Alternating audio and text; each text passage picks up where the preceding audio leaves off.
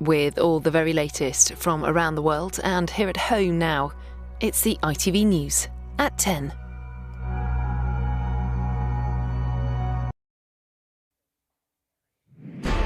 To isolate or not to isolate, that is the question. The government's accused of sowing yet more confusion with its answer. This morning, one minister said the rules are voluntary. If you are pinged by the app, it is advisory because clearly not everybody has the app. Hours later, clarification from Downing Street urging us to stay home if pinged. But the toing and froing has left many businesses baffled. There is still absolutely diabolical mixed messaging going out. And the confusion of its own making continues for the government, with no clarity around new isolation rules promised for some key workers. Robert Peston will be here to wade through it all. Also in news at 10 tonight, as hundreds of migrants continue to make the dangerous journey across the Channel, MPs back a bill to make it a criminal offence.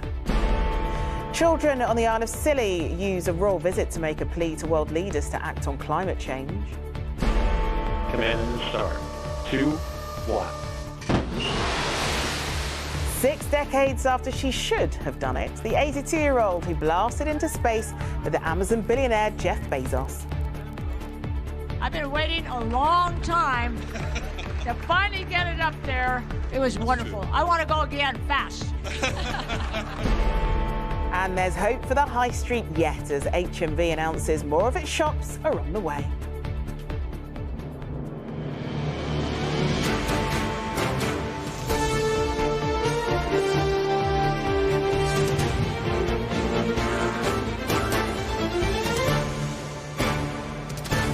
This is ITV News at 10 with Charlene White. Good evening. Rethinks on coronavirus rules have been among the hallmarks of the government's handling of the pandemic right from the start. Back then, it was an unknown disease, but 15 months on, the mixed messaging continues. Twice in 3 days, there have been about turns over self-isolation. First, involving the Prime Minister and the Chancellor. Today, it was the turn of the Business Minister. This morning, Paul Scully said that when you're pinged, it's up to you and your employer as to whether you stay at home. Not so, said Downing Street. Isolating is crucial. So once again, contradictions on COVID have pinged-ponged back and forth at the heart of government. Signs that the pandemic is far from over aren't hard to spot. In Oxford, extra testing now on offer to try to contain a surge in cases. Hardly the best day then to declare that if you're pinged by the NHS app, self-isolation is, well, voluntary rather than the law, as this business minister did. Nothing has changed in the law around the app and isolation. This has always been the case. You are legally obliged to isolate if you're contacted by the contact tracing team from the NHS or if you're collecting isolation payments. If you are pinged by the app, it is advisory because clearly not everybody has the app for starters.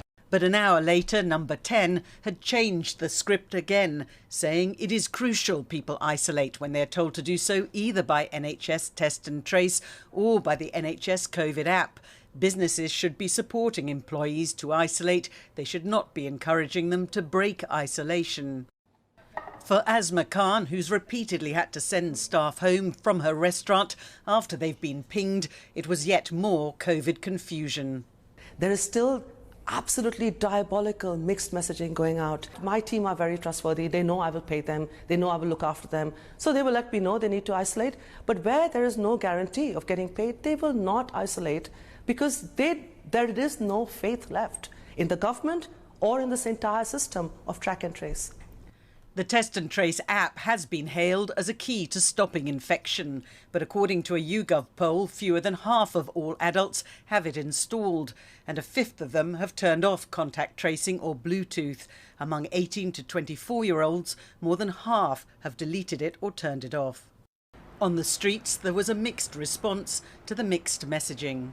The government today was saying it's only advisory. Would that make you less likely to do it in future? Yeah, definitely.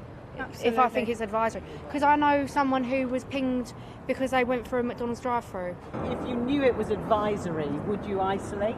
Yes, I would. Yeah, I think that's the best option. Will confidence now be shaken further? One scientist advising the government thinks so.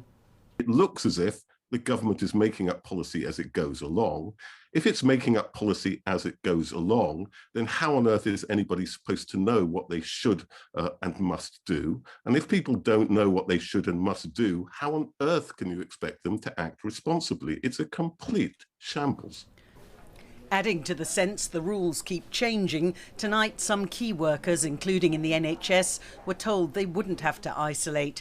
But the government hasn't said who they are or how many will be exempt. Libby Vina, News at 10, Westminster. Robert Peston's joined us in the studio. Robert, why does this all seem so chaotic? Well, I would call it a dog's breakfast, but I think that would be to insult the manufacturers of dog's breakfast. I mean, there are three things that are very confusing tonight. I mean, one is, what is the position on whether we should isolate if we are pinged? We'd all thought it was a sort of moral obligation to isolate. So why did two business ministers go out today and say, use your judgment if you are pinged, whether you isolate or not. And there is a distinction. I mean, let's be clear, the distinction's been there ever since the app was created. If you're rung by NHS Test and Trace and told to isolate, it is the law. You do have to isolate. But with the app, because it's all anonymous, actually they couldn't make it the law because actually only you know if you've been pinged. But most people have been doing the right thing. They have been isolating. So when a minister goes out today and says, well, use your judgment, it sounds as though they don't really want you to isolate. Now, Downing Street has said, yes, absolutely, we want you to isolate. If you come into contact with somebody who's got COVID, you're so much more likely to pass it to somebody else. But it points to one of the crises that we're facing at the moment, which is hundreds of thousands of people isolating, schools not being able to operate properly, lots of businesses not being able to operate properly, lots of warnings, for example, from supermarkets that important foods are running low. So the Prime Minister then said he had a solution to that, which was that essential workers would get an exemption from having to isolate. We thought we were going to get a list of those essential workers. We're not. It's now down to individual businesses to say, actually, what we do is essential. They've then got to apply to a minister. Minister then has to approve it. Goodness knows how long any of that is going to take to protect those vital industries. And then finally, yesterday, the Prime Minister said, having originally said, doesn't want us to sort of certify that we've been vaccinated if we go, for example, to a nightclub or to a pub. Actually, then said yesterday, the end of September, you want to go to a nightclub, you've got to prove you've been double vaxxed. Today it became, again, more confusing. Yesterday the Prime Minister said didn't think you should have to do that to get a pint. Downing Street then says today, well, maybe you will have to do that to get a pint or to go into other venues that in the coming weeks they will deem to be too risky for people who haven't been double vaccinated. That's going to cause a stink in the Tory party. I very much doubt they will get that through on the basis of a Tory majority. They'd have to rely on Labour votes. All of this is not only a mess for us, it's a political mess for Boris Johnson. Well, we'll see what comes tomorrow, Robert. Thank you. Well, in Parliament, MPs have been arguing over what to do about the rising number of migrants arriving across the Channel. Just today, more had made that dangerous journey. Almost 300 were brought to shore. Well, this evening, the government won its first parliamentary vote on stopping the crossings and changing the asylum system. In response, Labour leader Keir Starmer said the Conservatives should be ashamed for making it harder for children fleeing violence and war. It was a lifeboat which provided the lifeline to migrants this morning. The RNLI towing in a packed dinghy to Dungeness in Kent through mirror-calm seas. It was one of several boats which came ashore this morning. The police and Border Force officials ready in what is now a well-rehearsed process. Put it on speed, OK?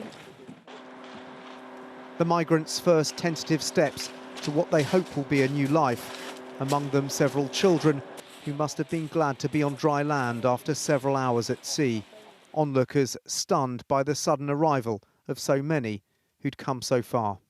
We stumbled on this. We saw the helicopter, the infrastructure sort of building up. What a terrifying experience for those children, the little ones. You could see their eyes were like saucers, weren't they? The size of this dinghy gives you a sense of the industrial nature of the smuggling operation that is operated across the Channel for years. Inside this boat were 41 migrants, including several children.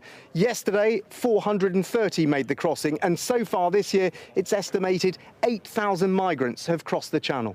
We have just spotted another boat. The crossings have been so prevalent this week. Migrants have been filmed heading for the UK live on breakfast television.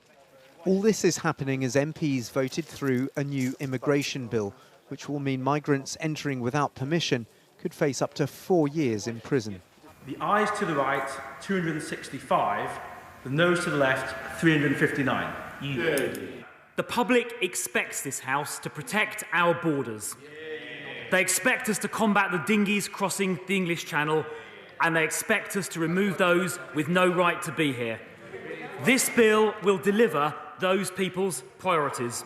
Critics claim the government is in effect breaking its obligations enshrined in the 1951 Refugee Convention. This bill is a deep embarrassment to the UK. It is being introduced at the same time as the government is cutting the funding for projects which help to prevent displacement in the first place. Those who arrived today might have survived this journey, but now face months in limbo before their asylum case is heard. And tomorrow, the volunteer lifeboat crew will be ready to do it all over again. Dan Rivers, News at 10. The cinema chain View has been fined £750,000 for safety breaches over the death of a customer. What happened to the young man at the cinema in the Star City complex in Birmingham was shocking. He was trapped by the neck by his seat's electronic footrest as he knelt down to try and find his phone and keys. A fuse had blown in the seat's control box. The scale of the task of achieving progress at November's climate change summit in Glasgow was spelled out in London today by President Biden's special envoy John Kerry. His rallying cry was for the world to unite, and that meant America had to work with China. No single country can do it by themselves, he said. Today in China, so much rain fell so fast on the city of Zhengzhou, it flooded subway trains full of passengers. Henan province saw 20 centimetres of rain in just 1 hour. Meanwhile, wildfires in Siberia continued to burn after record heat there, as Germany today began to clear up and comprehend the scale of the flooding it's just witnessed. The backdrop to US climate envoy John Kerry speaking in London. The climate crisis, my friends, is the test of our times. And while some may still believe it is unfolding in slow motion, no, this test is now as acute and as existential as any previous one. A significant speech, not just because it represents the US re-engaging with climate change, but because there's so much the world still has to do to avoid dangerous levels of warming. There is some very good rhetoric, very good words, lots of very fine speeches, even some great targets. I mean, you see that from this government as well. You can't fault them on the targets. But of course, when it comes to the action, it's something else. On that point, I asked Secretary Kerry about the UK government's plans to licence a new offshore oil project in the North Sea at the same time it hosts a major climate summit. What would your message be to the UK government? I'm mindful of what the IEA has said, that we don't need new oil and gas coal projects. And I think people have to measure the need very, very carefully in making those decisions. The government told us this evening that any new oil and gas project that isn't compatible with our net zero targets wouldn't get the go-ahead. Today, the UK sizzled on the hottest day of the year so far, but the colossal economic transition our government and John Kerry propose will cost us for years to come. Can they expect voters to support it? I think what people want to hear is that this government is really serious about tackling the climate crisis, and so will support people to make the right decisions, whether that's buying an electric vehicle or walking and cycling more, whether that's switching to electric heating instead of gas heating. It's down to government to make those choices easy and affordable, and that's what people really want to see if they're going to get on board with this. The most significant challenge to averting dangerous levels of warming is an agreement between rich countries like the US and China, the world's biggest polluter. Today, Mr. Kerry said they were ready to talk. It is not a mystery that China and the US have many differences. But on climate cooperation, it is the only way to break free from the world's current mutual suicide pact. If the extreme weather we're seeing now is linked to just 1 degree of global warming, it's hard to imagine what 2 degrees will mean. But that's just what we could see within decades if our leaders, and the rest of us, can't agree to act fast. Tom Clark, News at 10.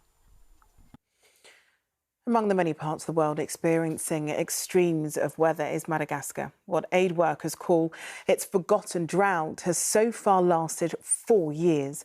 Scientists blame it on climate change, with its impact reducing parents to feeding their already malnourished children with insects or cactus. The island of Madagascar is off the east coast of Africa. The south of the island is facing its worst drought in 40 years. During its planting season, it got only 50% of its usual rainfall. According to the UN, it's putting 1 million of its people at risk of famine. Madagascar only contributes 0.01% to global emissions. Aid agencies say it shows how the world's poorest people are being hardest hit by the climate change that they have done the least to cause.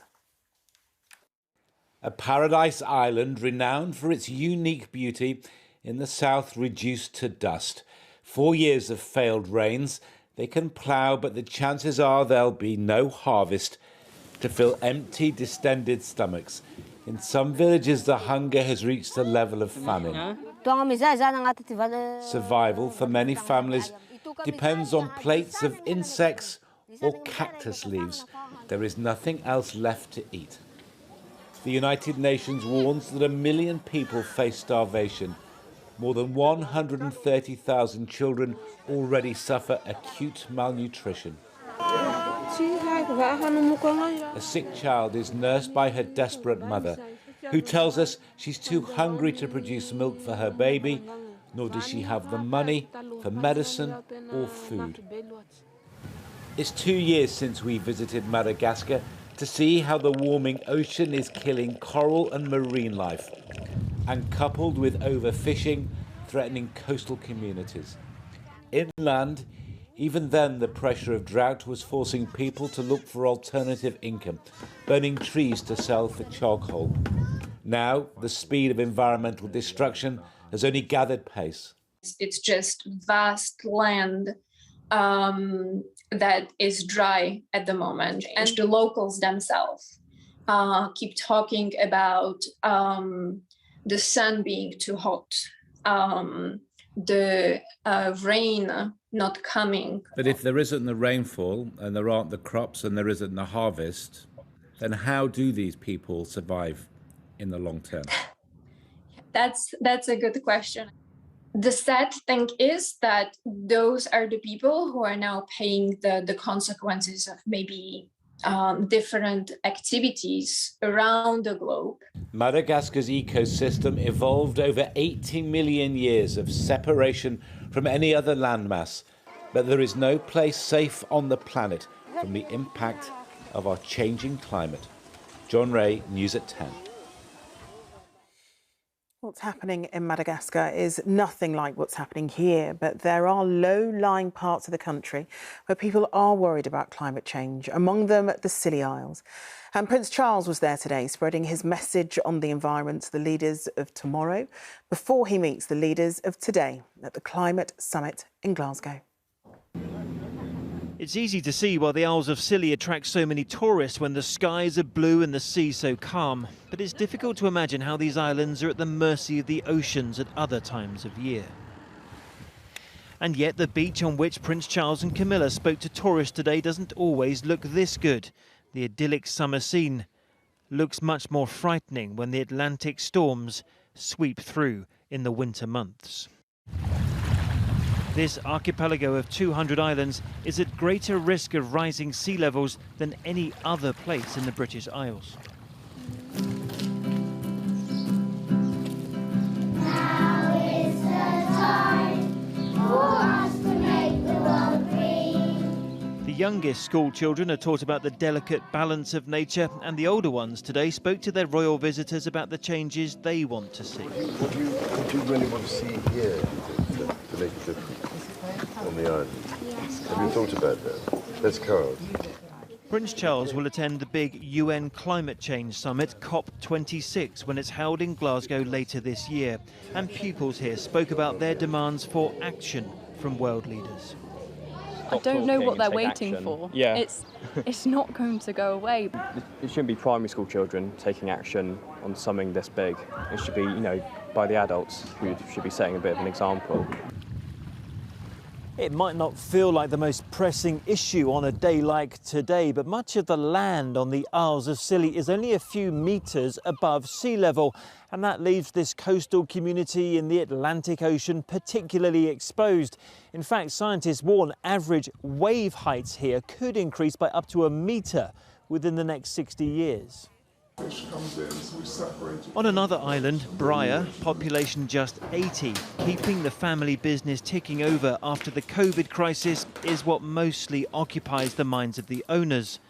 They all are in the family. The light blue one, stern on, that's the one I go to sea in. Ancestors of the Pender family have fished here since the 1600s, and future generations, they said, will have to deal with whatever nature throws at them. When we have a big sea and a ground sea and the whole ocean is moving, all the sea is churned up from top to bottom, it's the surge that does the damage. The family that have lived here over the years or centuries have adapted to changes, and I'm very, very confident that any children of ours, if you live on an island, you have to be resourceful. They will adapt. World attention will turn to the climate change conference in November. In this southwesterly corner of the UK, they will pay particular attention to what is agreed. Chris Ship, News at 10, the Isles of Scilly. Our science editor, Tom Clark, is here. Tom, we saw those awful scenes in Madagascar. You've got Prince Charles talking about climate change, children once again trying to highlight the issue. But is anyone actually listening? Is anything actually going to change? I mean, I think there are many reasons to be sceptical, first of all. I mean, there's all this rhetoric on climate change. But when you actually look at the scale of the challenge and where we are, there is reason to be sceptical. So, for example, the UK government has set an incredibly ambitious target, 78% cut in carbon emissions by 2050, net zero by the end of the century. We've got the US government saying it'll cut emissions by 50%. Not perhaps ambitious enough, but for the US, that's a big step. Add all those climate cuts together that they're going to present at the climate summit in Glasgow in November. They only get us 14% tops of in the direction of where we need to be to avoid 2 degrees of global warming, which we're currently on track to see, and then overshoot probably 3, maybe even more warming by the end of the century or early next century. So, scale of the challenge. The second thing, COVID has been a major distraction for governments around the world.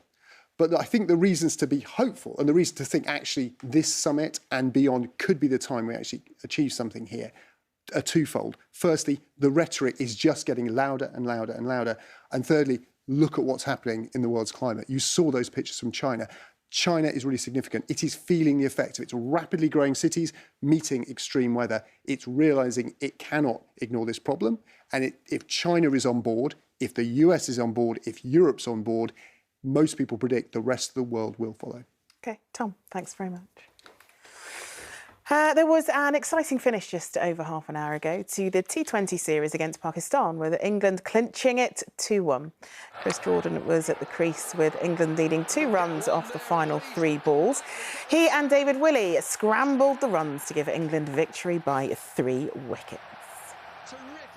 Now, he may not have been the first, missing out by 9 days to Sir Richard Branson, but billionaire Jeff Bezos has still managed to make history with his mission to space.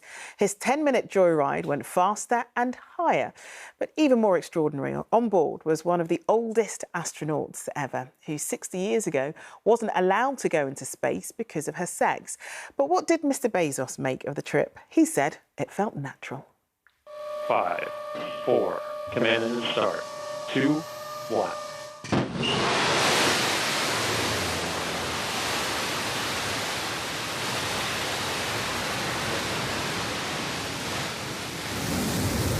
Shepard, clear this out. Above the Texan desert, the richest man on the planet leaves it behind to head for space. Go, Jeff, go, Mark, go, Wally, go, Oliver. You are going to space. This is the rocket the founder of Amazon built. its burners and his billions, carrying Jeff Bezos and 3 fellow passengers at speeds of over 2,000 miles per hour, joining the few who've crossed the boundary between Earth and space. And this is what it feels like. Here, catch. Oh yeah, finger balls. Ready? Here it comes. 82-year-old Wally Funk waited a lifetime for this, training as an astronaut back in the 60s before her gender stopped her reaching space until now. We're going to fly you up into space on the very first flight. This was the moment she found out she had a place. I can't tell people that are watching how fabulous I feel. A flight nearly 2 decades in the making, lasting little more than 10 minutes. The reusable rocket touching down first, followed by its capsule. And touchdown. Welcome. A textbook landing and a fairy tale ending for Funk. I've been waiting a long time to finally get it up there.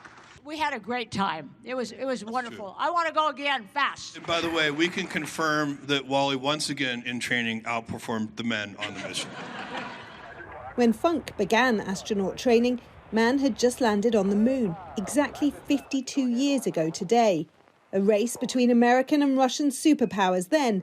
Now it's the super rich vying for supremacy, Richard Branson getting there just over a week before Bezos. But without the capacity yet to go into orbit, are the space billionaires really astronauts? I think you can really only experience that by going in orbit. I think just going up high in a big elevator, if you will, and looking down momentarily for a few minutes, I don't think you can get that same sense. But this was another step forward for would-be space tourists. If you have a spare $250,000, then for that sky-high price, the skies are no longer the limit. Rachel Younger, News at 10. Finally, Jeff Bezos is not the only business boss choosing an anniversary to do something special. 100 years to the day since the first HMV shop was opened on Oxford Street in London by Sir Edward Elgar of Land of Hope and Glory fame, actually. The company has a new top 10. That's the number of extra stores it's opening. Quite a vote of confidence in the good old British High Street. HMV was always more than a record store, where the biggest acts of the day chose to play exclusive sets, where the Echo and the Bunnymen on the rooftop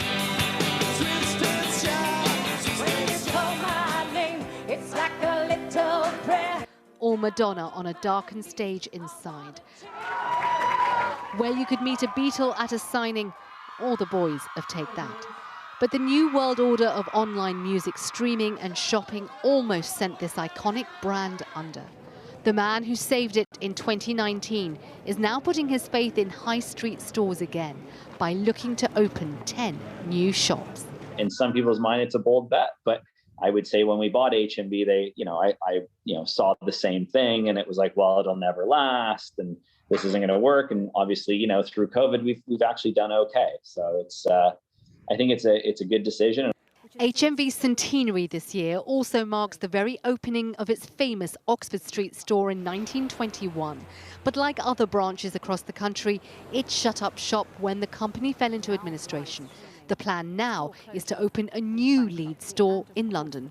And I used to have hours lost in there, and then thumbing through books, DVDs.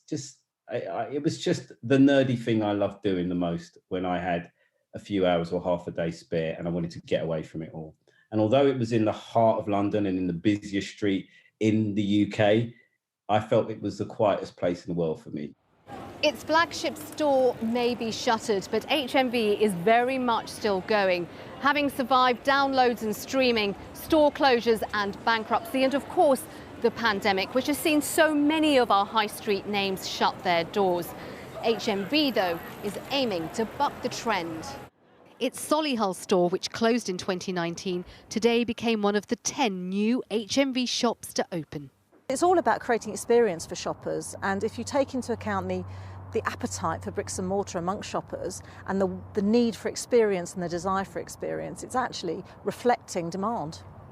So in an age of digital streaming, the idea is to champion music as tactile and social. The boss clearly thinks it'll work. Sejal Karia, News at 10.